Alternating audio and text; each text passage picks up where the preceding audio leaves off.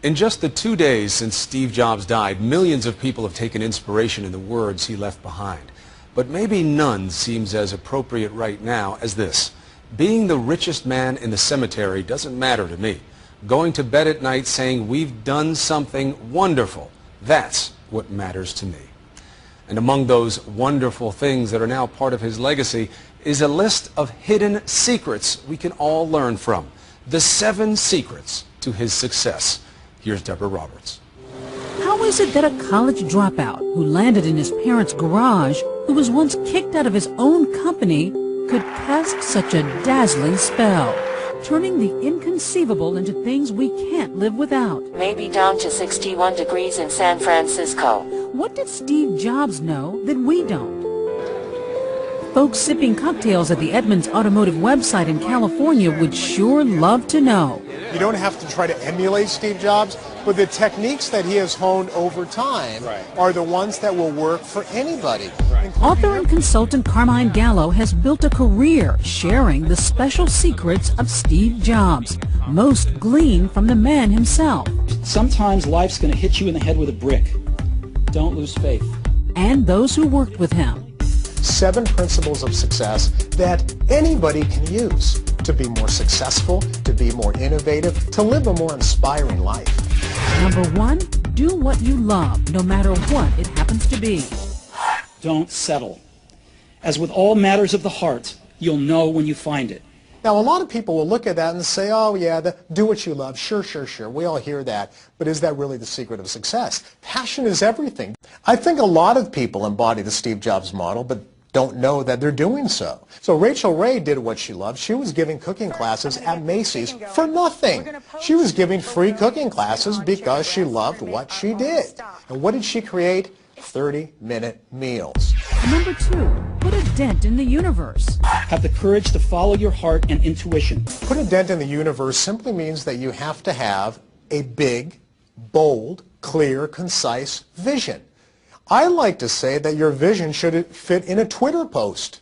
Think about this. John Kennedy in 1961 had a clear, concise vision that was under 140 characters. If Twitter had existed that day, he could have tweeted it. I believe that this nation should commit itself to achieving the goal before this decade is out of landing a man on the moon. The 3rd secret might surprise you.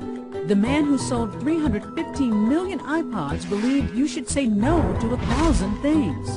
How do you become a success by saying no? You have to focus. And this is something that applies to our businesses and our lives. Reduce the clutter. Make it simple.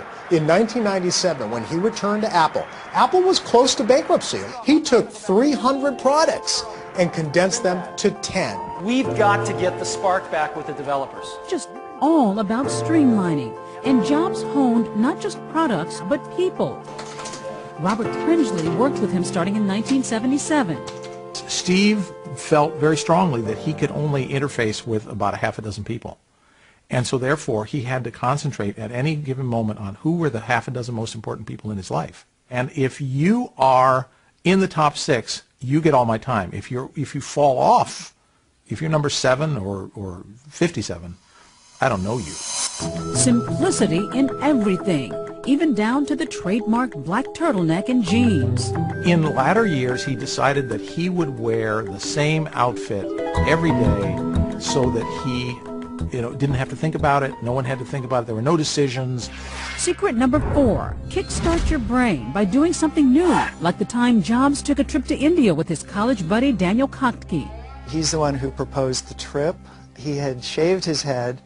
His inquiring mind is something that certainly contributed to his success in life. Thinking differently led Jobs to make unexpected connections. The inspiration for the Apple Store came from the 4 seasons. That's why when you walk into an Apple Store, you will not find a cashier. You'll find a concierge. Walk to the back of the store, and there's a bar. It doesn't dispense alcohol, but it dispenses advice. And if you're running a business, number 5 may be what you need to hear.